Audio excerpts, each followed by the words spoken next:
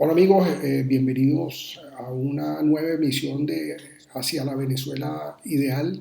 Eh, Tenemos mucho material que hablar hoy, pero poco espacio, o sea que vamos a ver cómo lo hacemos eficientemente. Me acompaña como siempre Orlando Viera Blanco, profesor universitario, abogado, politólogo, columnista del diario El Universal. Y queremos hablar hoy de una cuestión específica y es cuándo un presidente debe renunciar. Y no estamos haciendo esta pregunta en el vacío, estamos en una situación en Venezuela de bastante precariedad. El venezolano está sufriendo la peor calidad de vida de los últimos 100 años.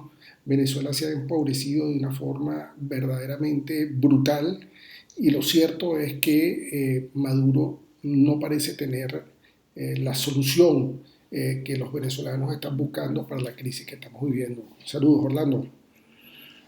Un saludo, profesor. Gracias nuevamente por la invitación. Bueno, la pregunta es muy pertinente en estos momentos porque ciertamente cuando un presidente se ve en la necesidad de renunciar, hay condiciones subjetivas para hacerlo y por otra parte debemos hablar de condiciones objetivas. Uh -huh. Las condiciones subjetivas, muy brevemente, son cuando, bueno, se ve impedido por razones de capacidad, por razones de enfermedad, por razones que personalmente le impiden mantenerse en el cargo de presidente de la República. Pero hay condiciones objetivas que creo que es hacia donde apunta su pregunta, que también es propicio analizar en un momento que hemos llegado a un punto de quiebre, a un punto de ruptura de la lógica democrática y constitucional en el país. Sí. Bueno, esas condiciones objetivas pasan ciertamente cuando el presidente se ha divorciado, se ha separado del hilo constitucional, cuando el presidente, como lo dice la doctrina y lo reconoce igualmente, digamos, la ley, la constitución, ha perdido su legitimidad de desempeño, se ha hecho ilegítimo porque precisamente no ha actuado conforme a lo que establece la ley, o precisamente cuando el presidente se ha hecho manifiestamente ineficiente, Sí. ineficaz en el ejercicio de sus actos de gobierno. Esto, para darle una breve introducción, es lo que podría colocar a un presidente de la República no solamente a tiro de renunciar, sino que efectivamente sus ciudadanos le pidan la renuncia. De cara a la situación de agitación, a la situación límite, de pauperada, absolutamente de tragedia social y preexplosiva que está transcurriendo en la República, con sobradas pruebas de que el presidente de la República ha perdido legitimidad en su desempeño, entre otras razones, por desconocer de una forma absolutamente inconstitucional a uno de los poderes públicos, con lo cual desconoce también la voluntad popular, pues nada, estamos en presencia de una situación objetiva para poder solicitar o en efecto el propio presidente poder asumir la renuncia al cargo de presidente de la República. Bueno, Orlando, pero sin ánimo de querer parafrasear al presidente de Cancún con el ni renuncio ni me renuncian, eh, Maduro parece estar atornillado en la silla de Miraflores, pero al mismo tiempo uno no observa una voluntad de rectificar esos problemas que están viviendo los venezolanos.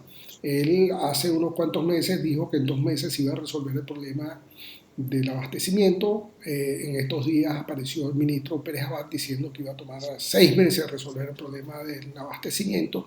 Y uno se pregunta cómo, porque después de todo no hay cambio de objetivo. Los 6 meses, el cálculo que yo saqué, que es cuando el dólar DICOM va a llegar a los niveles del dólar negro y entonces de alguna manera van a oficializar el haber quitado el control de cambio. Es lo único que se me ocurre. Ahora, eh, el señor Maduro saca un decreto de estado de excepción que plancha la constitución y en una declaración frente a los periodistas internacionales dice que la Asamblea Nacional ha perdido vigencia. Y uno dice, bueno, ¿y este señor está viviendo dónde? ¿Será que podemos invocar una de las causales de destitución del presidente de la República, aquella de insania mental. Bueno, sigamos con situaciones objetivas, ¿no? Venezuela está atravesando una profunda crisis. Una crisis que no ya es lírica, una crisis que es económica, una crisis social, una crisis de desabastecimiento, de escasez, de inflación, de inseguridad. Esos son elementos objetivos. Y elementos que además se han venido acrecentando con una gestión que apenas va a mitad de camino. ¿Qué sucede en este caso? Bueno, es lo que llaman los franceses, hay una fractura, hay un clivage. Hay una fractura reciente de la lógica de la estabilidad ciudadana, de la estabilidad país. Cuando esto sucede, y a esto usted le agrega que el presidente dice que la asamblea tiene que desaparecer pronto, y además agrega un decreto de estado de excepción en el cual queda, digamos, las garantías ciudadanas suspendidas, pues estamos en una situación manifiestamente de hecho, no de derecho. Estamos en una situación, un salto al vacío, un salto a una situación que amerita actuar con responsabilidad. ¿Qué es actuar con responsabilidad? No solamente del presidente de la República, de los funcionarios que le acompañan, de las Fuerzas Armadas, de la sociedad civil y de la oposición política. ¿Cuál es la labor responsable de un presidente que tiene un país colapsado? Bueno, propiciar una transición política. Sí.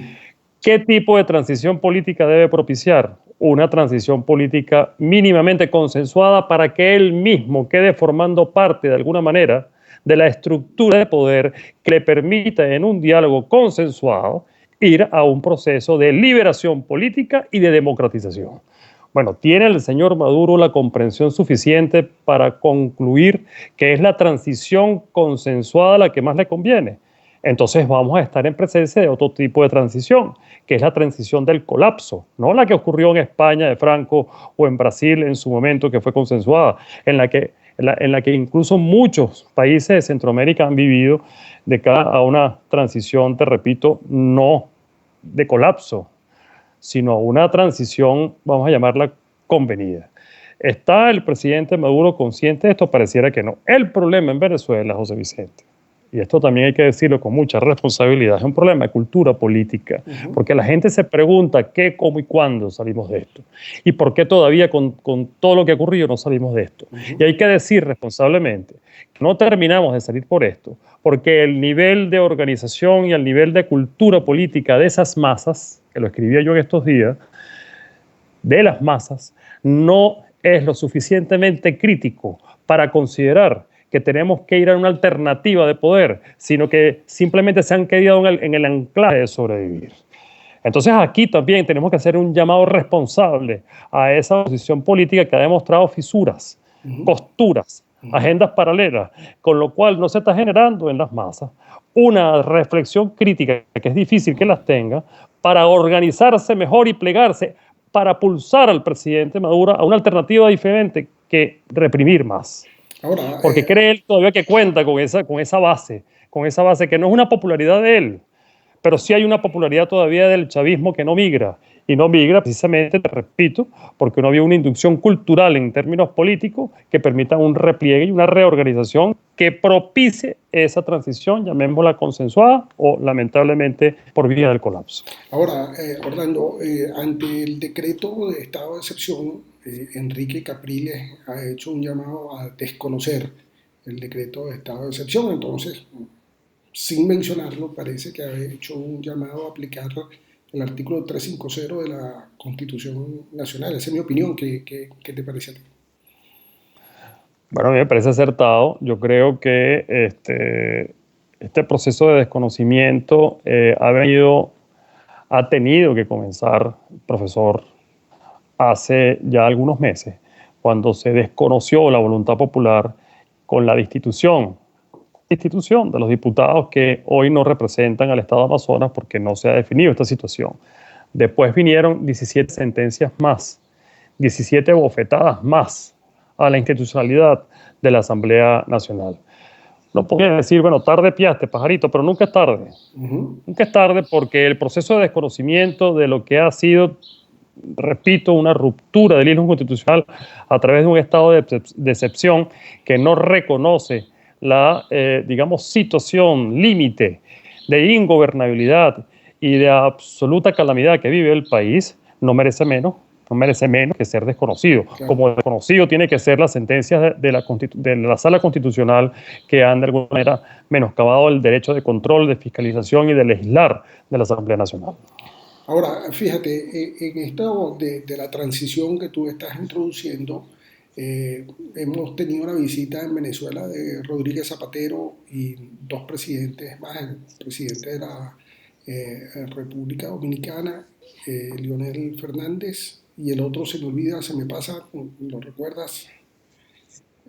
Zapatero, Torrijos, Leonel Y Fernández. Torrijos de Panamá. Por cierto, los tres presidentes amigos del régimen chavista. Pero se espera para el 23 de mayo la visita del canciller del Vaticano. Entonces pareciera que está empezando a haber una presión internacional para ir a un proceso, no sé, de acercamiento, de diálogo. ¿Qué opinas tú? ¿Qué se está buscando ahí? Este es un diálogo muy importante, porque no es un diálogo como el que se planteó en el 2014, donde el gobierno quizás aún mantenía una reserva, llamémosla de gobernabilidad o una reserva de legitimidad, aunque yo soy de los que piensan que la transición, el orden de suceder que nació en aquella noche del 8 de diciembre, cuando Chávez ordenó votar por Maduro en caso de que le sucediese algo, es una situación que ya comporta legitimidad. Pero no importa, lo que te quiero comentar es que la situación de diálogo en este momento es absolutamente ineluctable.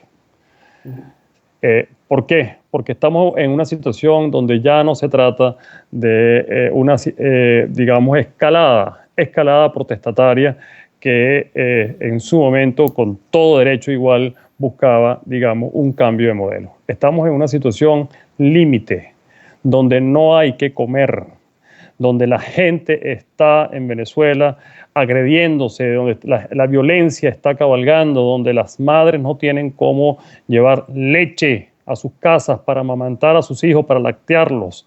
Estamos en una situación de criminalidad desbordada, estamos en un estado anárquico de absoluto caos.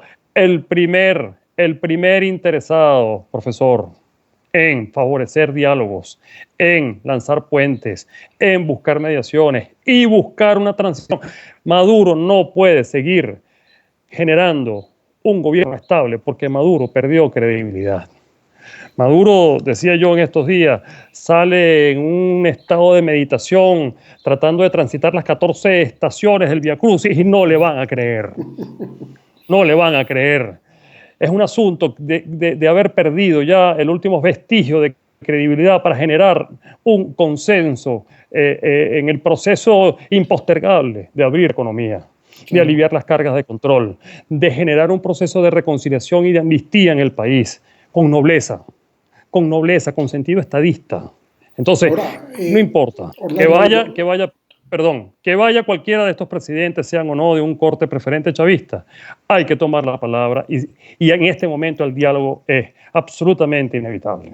Ahora, Orlando, muchas personas, algunos quizás que nos están viendo, piensan bueno, que nosotros estamos equivocados, que Maduro está haciendo lo que quiere hacer, que es sembrar el caos, que es seguir utilizando este esquema para la dominación. Yo sostengo que eso no es sostenible, que si tú sigues hambreando al pueblo y que si tú sigues malponiendo al pueblo ante sí mismo y generando enfrentamientos de venezolanos contra venezolanos, estás condenado a caer. Eh, Quisiera saber tu reacción. Bueno, mire, profe, el nivel del termómetro de los derechos humanos en el mundo, el nivel de exigencia democrática en el mundo en pleno siglo XXI es otro. La globalización de los derechos del hombre es otro. Si viviéramos en épocas donde todavía quedan vestigios justificantes y pragmáticos de mantenerse en el poder a través de situaciones de represión y a través del autoritarismo y situaciones pretorianas, bueno, desde el punto de vista del pragmatismo político, desde el punto de vista del pragmatismo en el poder, la represión también ha sido una vía para anclarse a él. Pero ahorita no. Los pueblos han madurado, el planeta ha madurado, la humanidad es otra. Y esto además no es un tema filosófico, esto no es un tema lírico, este es un tema que está tocando el estómago de la gente, la vida de la gente, Sí. la vida de la gente en nuestro país. Yo que veo que tanto se ufanan la gente de esta izquierda, que a veces me pierdo si es realmente una izquierda humana, humanitaria, sobre el respeto a los derechos humanos, sobre el progresismo, sobre generar cuestiones en favor de los débiles. Bueno, ¿y quién está quedando débil en el país? ¿Quiénes están quedando, digamos, realmente en situación de depauperación absoluta en el país? ¿Cuál es la actitud noble de un hombre de izquierda, de un hombre revolucionario? ¿Cuál es la actitud noble de un hombre que también que ve a su pueblo que no puede comer? Sí. Entonces no es un problema de izquierdas y de derechas, o un problema como podemos analizarlo si lo hago bien o lo hago mal en términos pragmáticamente de mantenerme en el poder, de asegurar el poder. ¿Para qué? ¿Para qué?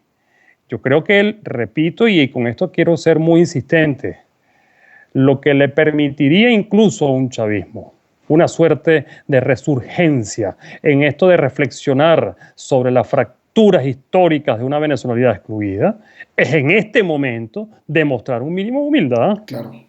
Humildad. Y esa es mi conclusión en este momento, y no es una situación de criticar y de decir si estoy o no equivocado. Ahí está la realidad y están los hechos. Claro. Bueno, Orlando, muchas gracias por este rato, una conversación bien profunda, una pregunta final de sí o no, ¿debe Maduro renunciar? El presidente Maduro en este momento, como lo hizo en su momento de la Rúa, entendiendo en tan solo 24 o 48 horas de agitaciones y de calamidades, debe tener un gesto de nobleza y separarse del cargo para darle, digamos, curso a una transición noble y a un proceso de liberación política que nos conduzca a un proceso de redemocratización en el país. Sí, darle viabilidad a un proceso de, como dices tú, redemocratización del país. Bueno, Orlando, muchas gracias por el rato, amigos, nos volveremos a ver. Evitando, José Vicente, Ujú. evitando, muy importante, una tragedia social. Claro, Una tragedia social. sí, señor. Bueno, Orlando, un abrazo, estamos en contacto. No, hasta una próxima oportunidad. Venga.